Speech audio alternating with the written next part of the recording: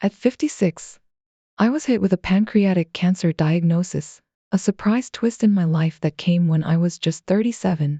Back then, the odds were stacked against me, with doctors not giving me much hope to cling to. In a move that felt like a punch to the gut, my then wife, Sarah, decided she couldn't stick around to watch me battle this beast. She took off, taking our kids, the house, and a chunk of our savings with her. It was like adding insult to injury, especially when she managed to turn our kids against me during such a vulnerable time. Picture this: a lone guy, an only child with no parents to lean on, facing what seemed like the final chapter of his life, with nobody by his side, nobody except Jane, a colleague who showed me kindness when I was invisible to everyone else. Fast forward through a challenging treatment plan, a mix of chemo and surgery, and against all odds, I found myself in remission. Life took a turn, but reconnecting with my kids proved to be an uphill battle, especially after Sarah remarried, effectively replacing me in their lives. The pain of their rejection almost rivaled my battle with cancer. Eventually, I stopped trying to reach out, accepting the painful truth that I was no longer a part of their lives.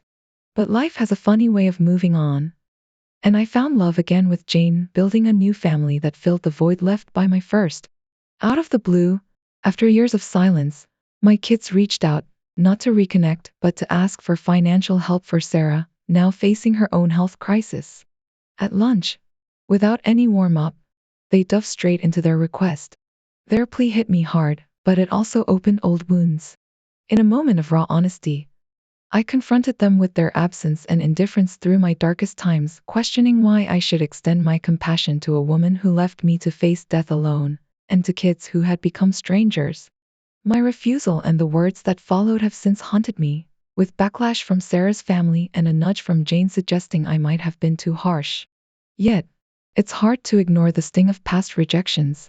The complexity of emotions and relationships, tangled with pain, regret, and the search for closure, has left me in a reflective state, pondering the true meaning of family, love, and forgiveness. After achieving remission, I made earnest attempts for 11 years to reconnect with my children. However, each call yielded only fleeting exchanges, with scant details about their lives. Over time, these interactions dwindled, eventually ceasing altogether. The void grew particularly stark when not a single one answered on Christmas Day. Despite my efforts to spend time with them in person, encounters were always brief, citing their busy schedules as the culprit. Throughout this period, I fought tirelessly for my children, even relinquishing full custody during the divorce proceedings to ensure they retained financial stability. Although I willingly provided child support, I refrained from seeking custody, under the assumption that they preferred to remain with their mother. I once believed their distance stemmed from fear of losing me, oblivious to the possibility that their perception had been manipulated by Sarah. Reflecting now, I suspect Sarah may have poisoned their minds against me, perhaps weaving tales of infidelity to bolster her narrative. It's a bitter irony, considering the potential karma awaiting her if her own marital foundations prove unstable. In truth, you are not the villain here, Opie. Sarah's expectation of your care after her abandonment is both unfounded and audacious. While the children may not bear direct responsibility for their estrangement, they've undeniably aligned with their mother's stance, evident in their sudden outreach coinciding with her need. At this juncture, their age belies any excuses. With the youngest now 30, they're not children but adults who could have reevaluated their stance with maturity. Yet, their prolonged absence of over a decade speaks volumes, revealing a choice rather than an oversight. They didn't even bother with pleasantries, immediately asking me to help out with their mom and medical bills. I said no and got up to leave, but my son said that even if I didn't love their mom, they did, and if I loved them, I needed to help. I asked them what their half-siblings' names were, when was the last time they called, who they spent the previous 2 decades worth of Father's Days with, why I should care about a woman who took everything and left me alone while facing my death, or about the kids who wouldn't even see me before my surgery or at any point when I was dying. They were silent, so I said, I don't care about your mom, nor do I give a single crap if she dies, and I don't care how bad her dying hurts you guys because I care about you all as much as you care about me, not in the slightest. I won't help because I don't love her or you guys, and left. I've been getting calls from my ex's family telling me how awful I am for saying that to my flesh and blood. I wouldn't care, but my wife told me that I was too harsh on them, even though I was right. Am I the idiot? Edit. Her husband works, but their health insurance and his paychecks can't cover the costs. I didn't give up after Sarah remarried. About a year later, after I went into remission, I tried for 11 years, but all I'd get on the calls was a thank you and one answers about what's going on in their lives. As time went on, the calls got shorter and shorter, if they answered at all. I stopped calling after 11 years because not one of them answered on Christmas. I tried spending time with them in person over the years, but it was always short because the kids were busy, or at least that's what I was told. I fought for my kids until the youngest was 22. When I signed the divorce papers, I gave my ex full custody in exchange for her not taking everything in our accounts. After the remission, I voluntarily paid child support but didn't seek custody because all three of them wanted to live with their mom. At the time, I thought the kids were scared of me dying, and that's why they didn't want to see me. I didn't want to believe she turned them against me for a long time, and by the time I realized it, it seemed to me like forcing them to live with me would just push them even further away. I think Sarah told them I was having an affair, but I don't know. Oh boy. It would be some serious karma if her husband divorced her. OP, you are not the idiot. She didn't want to care for you, and it's outrageous for her to expect it from you. It might not be your children's fault for abandoning you. However, their mother turned them against you, and they probably made the lunch date at her bidding. Besides, you have no reason to help someone who abandoned you in your most vulnerable time. The children could have tried to reach out, but only chose to when they needed something. He owes them nothing. By any chance, was she having an affair with this guy when you guys were still married? 1 year seems too soon to get married. Maybe that's why she poisoned their mind against you.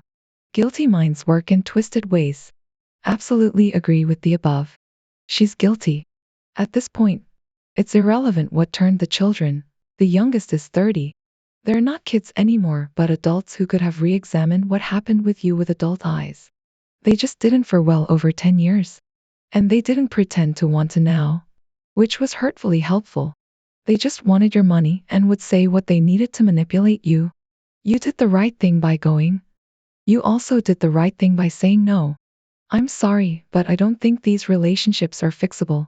The damage is done. My girlfriend, Sandra, and I have been dating for a while now. She invited me to have dinner with her parents, and I said yes. Before I could arrive, though, she asked me whether I'd like any vegetarian options. I told her that I prefer non-vegetarian stuff. She agreed to inform her parents about it.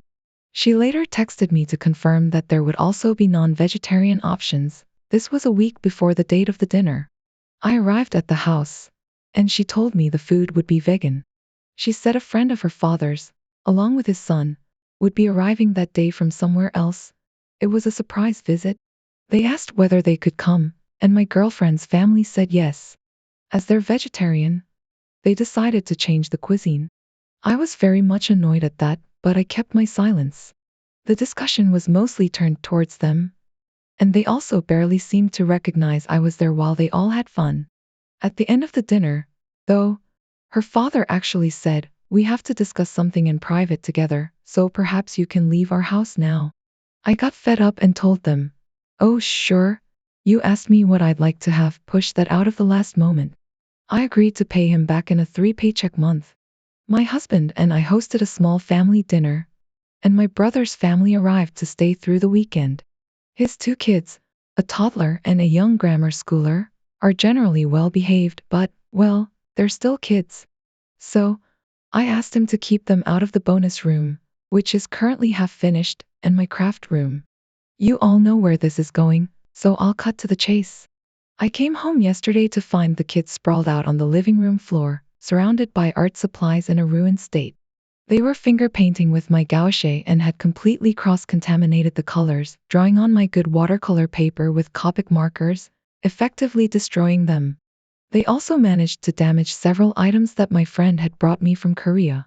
I confronted my brother, who was casually watching TV, and he told me he didn't let the kids go into the craft room. He claimed he had only grabbed a couple of things to entertain them with. He initially agreed to buy me replacements, but when faced with the tally of costs, he backtracked, insisting that most of the stuff was still usable. I told him fine. He didn't have to replace anything, but he could forget about the vacation money. He snapped at me not to argue in front of the kids. I retorted, "Who's arguing? Sounds like the conversation is over." Now he wants me to pay the vacation money immediately and work out the replacement of the art supplies afterward. I feel like he's just going to try to haggle with me or replace my stuff with low-quality substitutes. Debt is debt. That's why ledgers show both credits and debits. You and your brother have a ledger of transactions between you. He gave you $300, so you were at $300. It's totally justified to now use the art supply debt that he owes you to calculate your debt. Figure out what needs to be replaced, take a photo of the receipts, and show them to your brother. If it comes out to $325, tell him he owes you $25. If it's $275, send him the $25 you owe. You are not the idiot. You can't just cancel a separate debt, especially since there hasn't been an agreement on what's owed. Honestly, the whole thing is so petty. It's just a few replaceable art supplies that your nieces and nephews were interested in. Instead of making a big deal out of it, you could have considered it a present from their uncle and taken the time to show them the proper way to use them. Those few replaceable art supplies are going to cost hundreds of dollars to replace.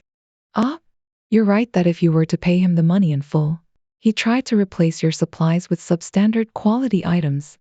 Non-artists never understand how appallingly expensive good quality artist materials are. It isn't your fault that he didn't know that and just gave his kids your supplies without your permission so he didn't have to entertain them. My sister has an 18-year-old daughter, Casey. It was just the two of them for 10 years. Casey never knew her dad, which means my sister had sole custody of Casey. When Casey was little, she used to talk a lot about these mean girls in school, and one of them, Valerie, she disliked more than the others. My sister did her fair share of complaining about Valerie too, especially when she had to replace an eraser a couple of weeks into school because Valerie broke it. When Casey was 9, my sister and Valerie's dad started spending time together, and then they got married a year later.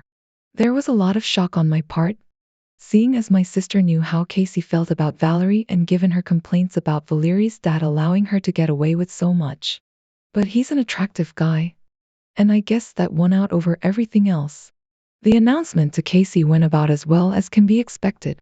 She was furious at her mom, more so on her wedding day because my sister wanted the girls to match and look like sisters for the first time. Valerie used the wedding to taunt some of Casey's friends, saying she would replace them with her. It only added fuel to an already bright fire. Casey ultimately refused to participate in the wedding on the day and sat with me. Things in their household were tense for years afterward. My sister would get upset that Casey was so mad that she didn't change her opinion of Valerie and would vehemently deny that they were sisters. About 2 years after she married, my sister decided they all needed family therapy. It was only in the last 2 years that Valerie appears to have grown, and from the outside, it doesn't look like she's the bully she once was. But Casey still cares nothing for her. I told her that family bonds aren't created that easily when there's already bad blood present, no matter how much she might want them to be there. She told me I owed her an apology, and she'll be waiting for it. Your sister chose her partner over her daughter, bringing her bully into her home and trying to force them to play nice. Her daughter will never forgive, forget, or get over that. Well done for supporting your niece.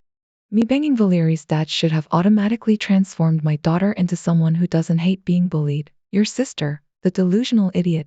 Absolutely, her mother, who was supposed to give her support and safety, brought a nasty bully into her home. Opie's sister should think herself lucky if Kay speaks to her, let alone Valerie. Someone is owed an apology, but it's not your sister. Her ideas of how family bonds are formed come solely from watching Hallmark movies. I, 31 female, love romance. I love reading about two individuals falling in love and the idea of eternal love. I love my husband, 27, but recently started having an issue with my romance items. He says they are in the way. I keep my books on one bookshelf, and I have my own iPad, though I prefer physical books. I have my own library card and account. I do half of the chores, pay half of the bills, and do my part around the house. The romance books are not affecting his life in any way, but he hates them. He commented on throwing them out and having a fresh start, so I bought a small cabinet and dresser with a lock on it from Amazon and locked up all of my novels. My husband tried opening the door of one and found out it was locked. Now he's upset and guilt-tripping me, saying that I don't trust him and care more about my romance novels than him. Edit. He comments that they're useless and in the way, and he shoved the bookcase a few times. It's flimsy, so it does sway every time he does that. I even moved it further into the corner, but he complained. We did have to move into a studio apartment for his dream job, so it's less space than he's used to. But the bookshelf is relatively small and out of the way. So, you downsized into an apartment for his dream job, but you can't keep the things that make you happy? He sounds immature and selfish. You are not the idiot. It feels like he's threatened by the romance novel somehow, which is odd. He should consider some internal reflection as to why reading romance novels bothers him so deeply. Hey, they moved for his dream job, and he's trying to throw out all her belongings when he's mad. He physically shoves the bookcase with her stuff so hard it sways. Alarm bells are ringing for me right now. This may be the beginning of some dangerously controlling behavior he's been hiding from you thus far. So, just be aware of that and have your guard up for further manipulative guilt-tripping or pushy behaviors. Oh, it sounds like he's taking out his frustration of having to downsize on your books. They're a physical thing he sees, can point to, and blame. Maybe his dream job isn't all it was cracked up to be. Tell him to grow up and use words instead of picking fights.